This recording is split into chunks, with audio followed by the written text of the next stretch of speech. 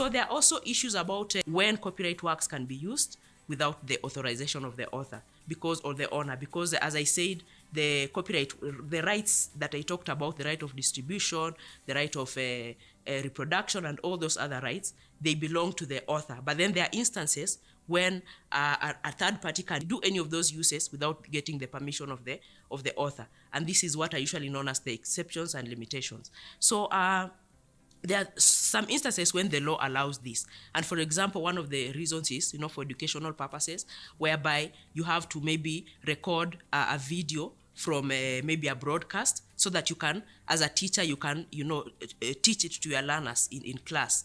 So that one is one of the exceptions, for educational purposes.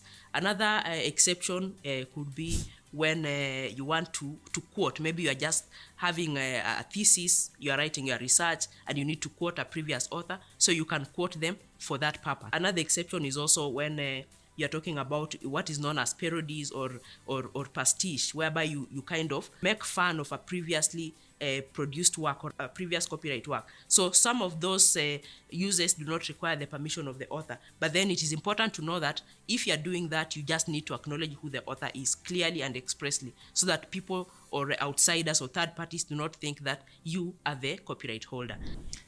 Now, the other benefit you can get from your copyrighted work is by doing registration. What is registration? Basically, registration is just going to register your work and get a certificate for it.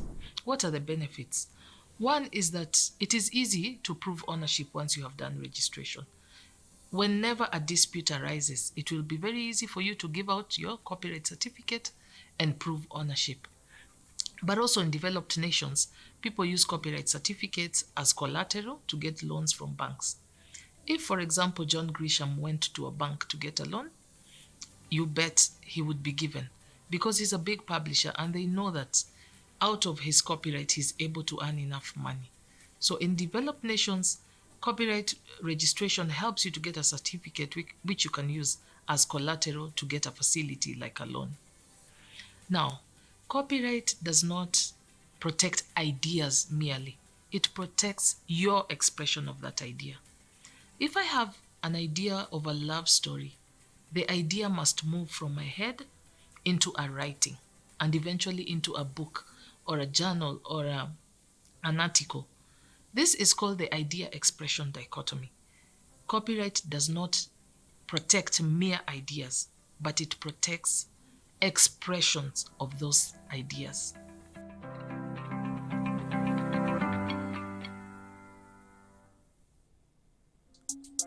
Yo. Cool. Kila siku siku cool. Kila siku siku cool. Kila siku siku cool. Kila siku siku cool. Kila siku siku cool. Lil Mkuu is a Gengeton artist based in Isiolo and has a huge fan base. He wants to add a new song to his collection because his last track was a hit.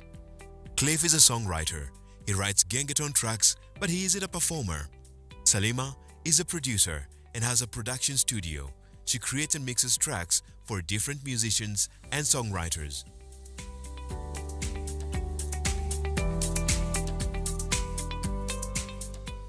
Yaje Salima.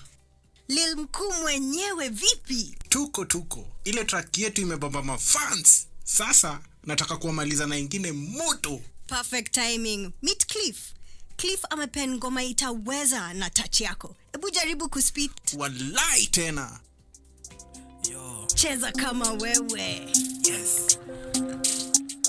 Cool. Kila siku siku cool. Kila siku siku cool. Kila siku. The final music is created by 3 different parties. Cliff, who wrote and composed the music, owns the copyright and moral rights to the song. Lil Mkuu, who rapped on the song, owns performing rights, and Salima, who produced the track, owns recording rights. Together, the 3 of them share related rights, meaning one can't exploit any of their rights without involving the other party. The 3 of them must agree on how they will share the royalties anytime the music makes money and sign a contract in that regard. Whenever Salima gives the track to a radio station to play, she gives them broadcasting rights. They have the right to broadcast the music. Salima can also upload their music on different apps like Boomplay, TikTok, and Spotify, and she can also have an agreement with CMOs to distribute the music and collect royalties on their behalf. When royalties are paid out, they should be shared by Lil Mkuu, Salima, and Cliff in the percentage that they discussed, again because of their related rights. If the track is played anywhere without their permission, the user can be sued for infringement of copyright and be forced to pay a hefty sum if the matter goes to court.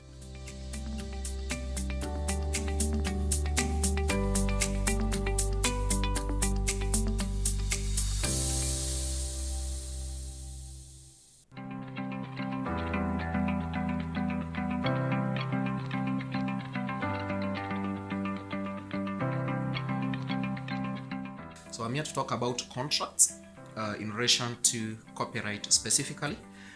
And as a copyright holder, for your own protection, it is advisable to share your work within the confines of the law, so that in case of any breach, law can be there to protect you.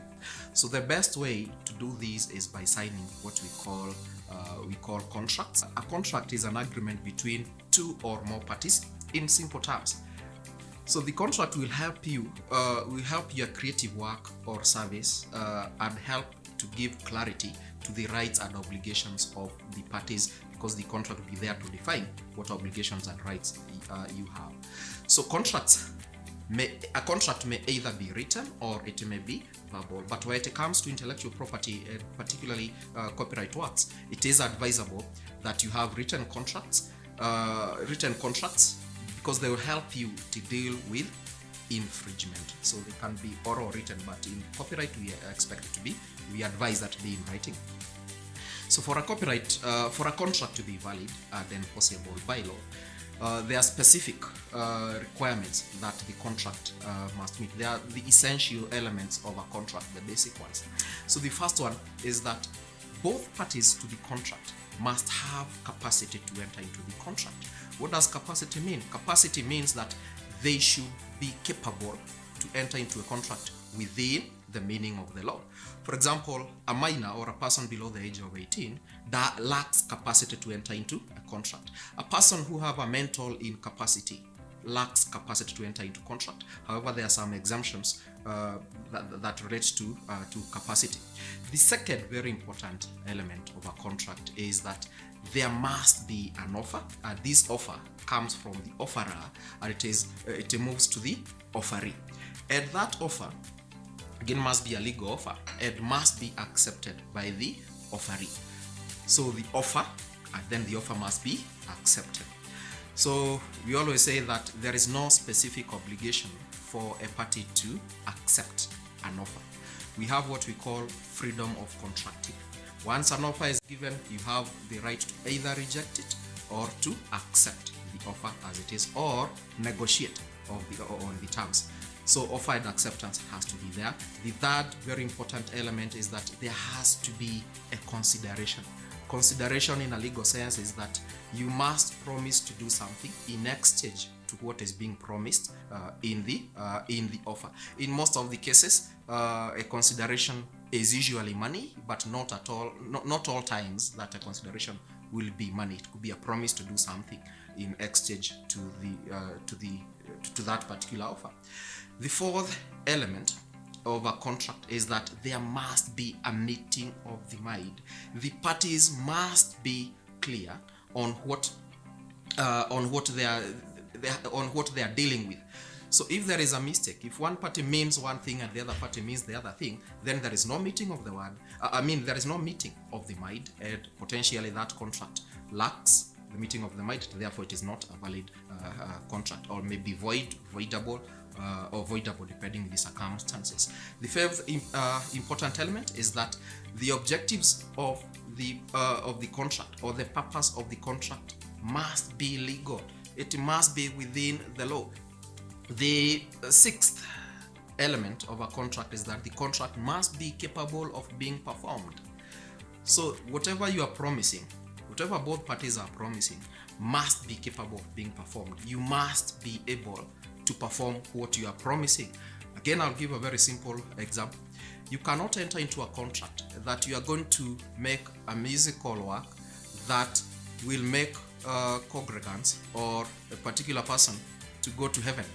No, it's impossible for you to promise a person that they'll go to heaven. That contract is not enforceable. You are not able to deliver that particular you may create that particular copyright work, but then that copyright work may not be what takes this particular person to heaven. It is impossible to perform that particular contract. So now, since now you know what the contract entails, or what are the elements of the contract, what are the things that you should look out for when you are entering into a contract? What are the things that you must include in that particular contract? Of course, you must have a description of the parties. For a description of the parties, you must have clear names, clear official names of both parties, including their national IDs. We advise that be included. And during this technologically advanced period, it is important that you include email addresses. Very few people, if any, use the postal addresses. So email address is important. So the second thing is that you must clearly describe the rights and properties under the contract. What are the rights that the contract is dealing with? What are the rights that are being transferred from one party to the other, or what are the rights that are being licensed? It has to be very clear. Are you transferring or licensing the right to make available to the public? Are you licensing the right to publish the work? Are you providing for the right to reproduce? So that right must be described, and you must describe what are the limits. You must also provide, are they exclusive? Are they exclusive rights that you are granting, or are they non-exclusive rights? The third important thing that must be included in the contract is you must include the responsibilities and obligations, the rights of the parties to the contract. What are the obligations of each of the party to the contract? It must be clear in terms of wording and clarity. Then consideration as the number 4 thing that you must ensure that it is in the contract. You must describe what is the consideration that is being provided. If it is money, how is that money going to be paid? Is it going to be paid in bits? Is it a lump sum? If it is license fee, if it is royalties, how is it going to be paid? That has to be very clear. Leave no room for guesswork in this particular contract, because that is what brings problems. So you may also include what we call a confidentiality clause, depending with the nature of the work that you are dealing with. This confidentiality clause provides for if there are secrets, or if there is information that is regarded as confidential, you may provide that shall not be disclosed. And what happens if either of the parties discloses that without the consent of the other party? It is also very important to consider including a clause that provides for amendments. How do you deal with amendments in your relationship? So within the time of the contract, it is important because things change. You may want to amend the contract. How or what is the procedure of amending that particular contract? That, ladies and gentlemen, should actually be